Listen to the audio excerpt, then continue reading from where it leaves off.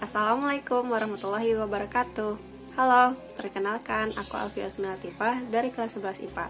Kali ini aku ingin sedikit berbagi kisah tentang seorang filsuf muslim yang mendapat julukan The Second Master. Beliau adalah Abu Nasir Al-Farabi, biasa disebut Al-Farabi, atau di dunia barat beliau terkenal dengan sebutan Al-Farabius. Beliau lahir di Faryab, Kazakhstan pada tahun 870 Masehi dan meninggal dunia pada tahun 950 Masehi.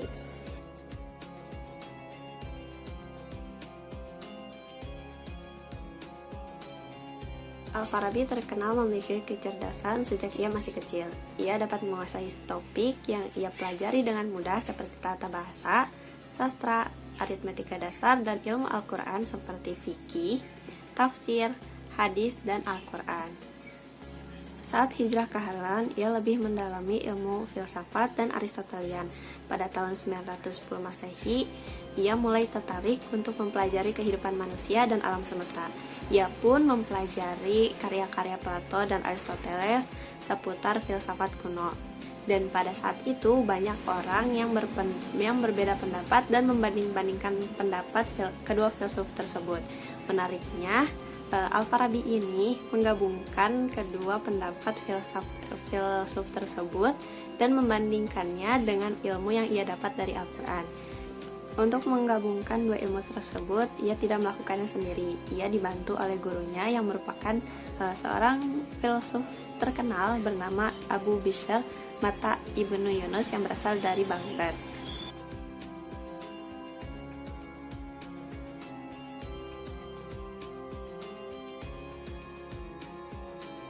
Yang pertama, filsafat dasar.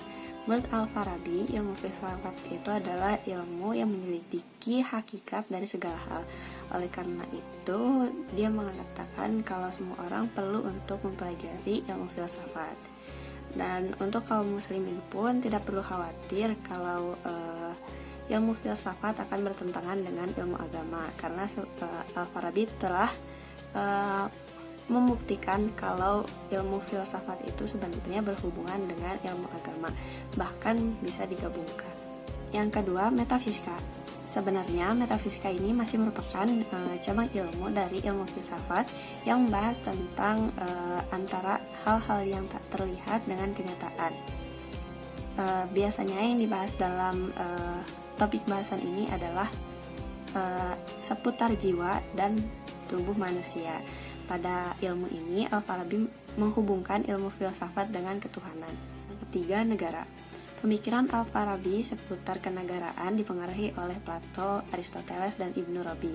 Salah satu pendapatnya ialah tentang manusia sebagai makhluk sosial yang hidup dalam bermasyarakat dan tidak dapat memenuhi kebutuhannya sendiri.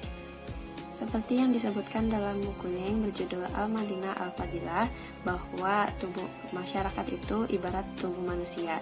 Jika satu organnya sakit, maka dapat mempengaruhi yang lainnya. Selain tentang sistem kenegaraan, ia juga memiliki sebuah pemikiran seputar orang-orang yang berhak memimpin sebuah negara. Menurutnya, orang-orang yang berhak memimpin negara ini hanyalah filsuf, raja, dan nabi. Di sisi lain, seandainya ketiga orang tersebut tidak ada, ia menyebutkan beberapa syarat untuk yang harus dipenuhi oleh seorang pemimpin. Yang keempat, musik. Selain pemikiran ilmu filsafat dan kenegaraan, Al-Farabi juga terkenal karena pemikirannya seputar musik. Salah satu karyanya seputar musik adalah buku Al-Musiqa. Tidak seperti beberapa teori yang menyebutkan bahwa musik itu dilarang dalam Islam, ia menyebutkan bahwa musik itu penting bagi para muslim. Menurutnya, musik berguna untuk membuat para pendengarnya merasa tenang dan nyaman. Itulah sedikit kisah yang dapat saya sampaikan mengenai Al-Farabi, seorang filsuf muslim yang mendapat julukan The Second Master. Sekian, wassalamualaikum warahmatullahi wabarakatuh.